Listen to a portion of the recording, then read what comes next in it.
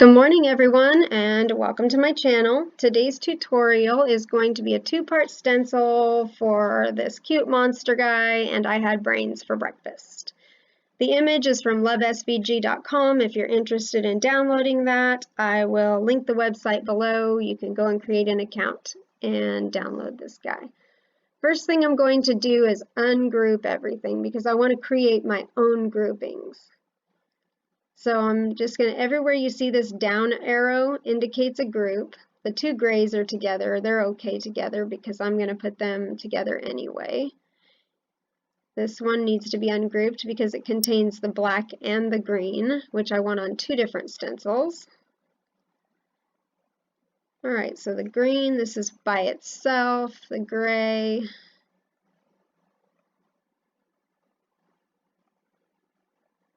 Just kind of checking throughout how these are grouped together, making sure I got them ungrouped. So this is just that word.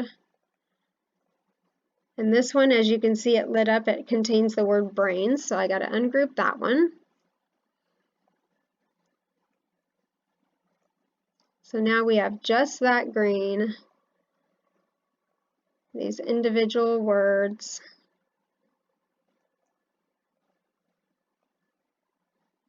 And this eyeball, hair. I'm going to delete these two pieces because I think maybe they're scraps from when the file got created. Okay, so now I'm going to just group these two green pieces, the word brains and the face. Group that together. Then I'll go back through and group, actually I'll just go ahead and hide this grouping. Use a little eyeball and just draw a box around the rest of this and group. And then unhide the green.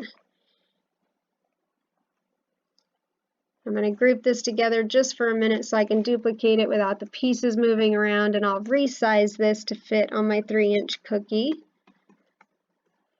So you'll resize that to fit the cookie that you're planning to put it on. And I'm going to bring in a square for my stencil.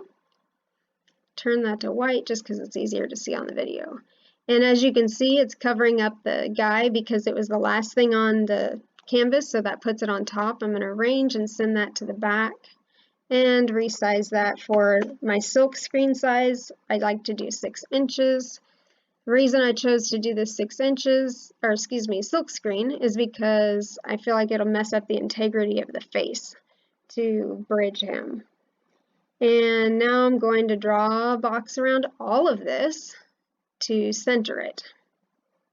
And then group that so I can move it all as one piece without my pieces moving around. I want it to stay centered. I'm going to duplicate it. And then on one of these, I'm going to get rid of the black grouping. So I chose this word group at the top here. Scroll down and we're going to need to ungroup because if you recall, that put that together so that the pieces wouldn't all move away from one another. So here's just the green now. I ungrouped. And I'm going to delete the green. Then I'll do the opposite on this other one. I'm going to ungroup that and then delete the black grouping. So I've clicked on that, just make sure that's still grouped. There we go, deleting all of the black. So that separated it into the two. I didn't do a third stencil for the gray because I think that's workable in that distance on a single stencil. And then draw a box around this and attach. Draw a box around this and attach. That is ready to go to the Make It screen to cut for a 2-part stencil for SILKSCREEN.